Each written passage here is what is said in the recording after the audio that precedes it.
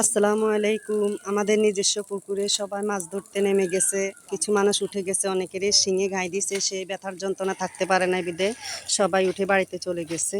আর টুকিটাকি এখন আছে, আমার দুইটা দেবরে আছে, মানে আর কেউ নেই, চাচা শ্বশুররা সবাই উঠে গেছে। এটা বাড়ির ভিতরে পুকুর, খুব সুন্দর করে মাছ ধরছে, দেশি মাছ এখন দেখাবো।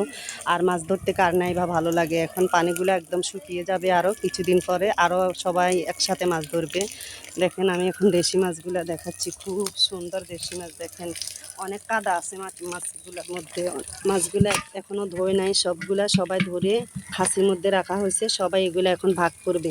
আর ভাগ করা মাছ এখানে এক পিস খাইলেও সন্তুষ্টি, কারণ নিজস্ব পুকুরের মাছ অনেক মজার মাছ, অনেক স্বাদের মাছ।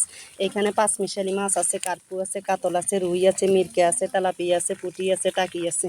আমি একসাথে সবগুলা বললাম, কই মাছ আছে, এই যে দেখেন সবগুলা ধুয়ে এখন ভাগ করবে, সবাই ভাগ করে নিয়ে যাবে। তো সবার কাছে কেমন লেগেছে আমার ভিডিওটা অবশ্যই লাইক কমেন্ট করে শেয়ার করে দিবেন, এবং সবাই আমার পাশে থাকবেন, সাপোর্ট করবেন। সবাইকে ধন্যবাদ। আল্লাহ হাফেজ।